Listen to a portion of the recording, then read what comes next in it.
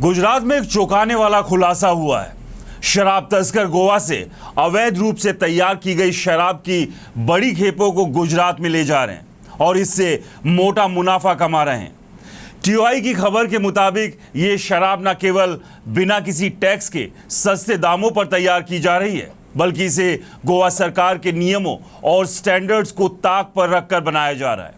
यह अवैध शराब का कारोबार न सिर्फ कानून का मखौल उड़ा रहा है, बल्कि कस्टमर के लिए गंभीर स्वास्थ्य जोखिम भी पैदा कर रहा है।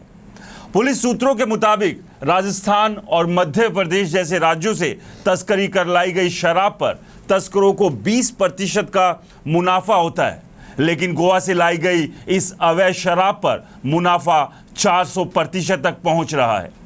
टीआई की खबर के मुताबिक इसकी वजह यह है कि गोवा की डिस्टिलरियां बिना किसी आबकारी कर या अन्य करों के भुगतान के शराब तैयार कर रही है। नतीजन तस्करों को सस्ते दामों पर शराब मिलती है और वो इसे गुजरात में ऊंचे दामों पर बेचकर भारी कमाई करते हैं। नवसारी पुलिस ने पिछले 6 महीनों में गोवा से आई ऐसी शराब की 6 खेपों को जब्त किया है, जिनकी कुल कीमत 3 करोड़ रुपए से अधिक है। इनमें से 2 बड़ी जब्तियां हाल ही में हुई।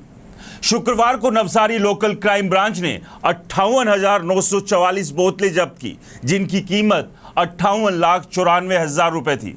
रविवार को नवसारी ग्रामीण पुलिस ने 39,840 बोतलें जब्त की, जिनकी कीमतें 39,84,000 रुपए थी। ये दोनों खेप royal blue malt whisky brand की थी, जो गोवा के बारदेस तालुका के कोलवाले इंडस्ट्रियल एरिया में एक निजी डिस्टिलरी में बन रही थी।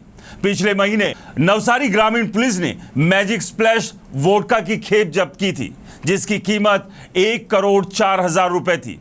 अप्रैल में डेनिम 30 वोडका की 43,20,000 रुपए की खेप पकड़ी गई थी।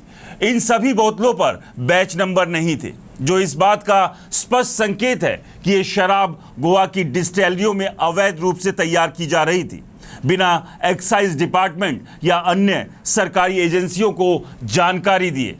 इन अवैध शराब की बोतलों में भारी धातुओं यानी कि हैवी मेटल्स और दूसरे हानिकारक पदार्थों की मौजूदगी की जांच के लिए पुलिस ने नमूने फोरेंसिक लैब में भेजे हैं। टीआई के मुताबिक नवसारी के पुलिस अधीक्षक सुशील अग्रवाल ने बताया, जब हमें गोवा गुजरात शराब तस्कर के रैकेट की जानकारी मिली तो पहले यकीन करना मुश्किल था, क्योंकि गोवा और गुजरात के बीच करीब 800 किलोमीटर की दूरी है। लेकिन हमने स्पेशल टीम गठित की और इस मामले में कई केस दर्ज किए गए। अग्रवाल ने आगे बताया कि गोवा की डिस्टिलरियां तस्करों के ऑर्डर पर किसी भी नाम से शराब तैयार करती है, ताकि एक्साइज टैक्स और दूसरे टैक्स से बचा जा सके।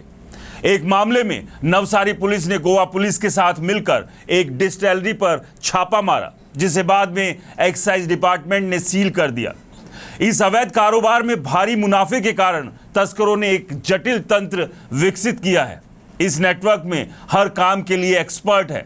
एक व्यक्ति सिर्फ ड्राइवरों की भर्ती करता है, जिन्हें प्रति ट्रिप 30,000 से 50,000 रुपए मिलते हैं। दूसरा व्यक्ति ट्रकों का इंतजाम करता है। तीसरा ऑर्डर और डिलीवरी संभालता है और एक अकाउंटेंट फाइनेंशियल हिसाब किताब रखता है। एक एफआईआर के अनुसार एक व्यक्ति विशेष रूप से ड्राइवरों को राज्य की सीमाओं को पार करने में मदद करता है। ये पूरा नेटवर्क इस तरह से बनाया गया है कि हर व्यक्ति सिर्फ एक अन्य व्यक्ति से संपर्क करता है। बातचीत के लिए वीओआईपी और व्हाट्सएप कॉल का इस्तेमाल होता है, ताकि ट्रैकिंग मुश्किल हो।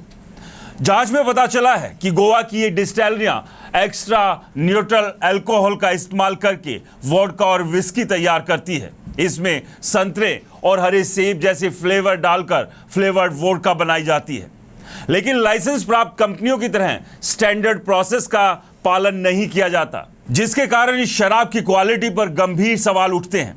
तस्कर इस शराब को गुजरात तक पहुंचाने के लिए गोवा, कर्नाटक, महाराष्ट्र के रास्ते इस्तेमाल करते हैं।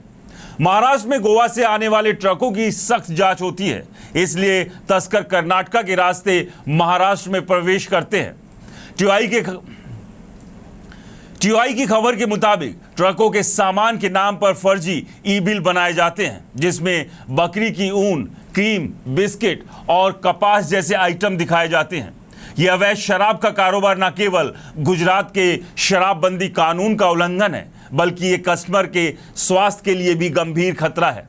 बिना स्टैंडर्ड और बगैर टैक्स के तैयार की गई ये शराब न सिर्फ जहरीली हो सकती है, बल्कि इसकी तस्करी से होने वाला मुनाफा संगठित अपराध को बढ़ावा दे रहा है। नवसारी पुलिस की सतर्कता और गोवा पुलिस के सहयोग से इस रैकेट का पर्दाफाश हुआ है, लेकिन इस नेटवर्क को पूरी तरह खत्म करने के लिए बड़े स्तर पर सख्ती की जरूरत है। दोस्तों, आपको क्या लग रहा है कि अवैध रूप से चल रहे शराब के इस कारोबार के पीछे किसी बड़े आदमी का हाथ हो सकता है? हमें कमेंट्स कर जरूर बताएं। और राष्ट्र टीवी को अगर आपने सब्सक्राइब नहीं किया है तो दोस्तों चैनल को सब्सक्राइब करना ना भूलें। नमस्कार।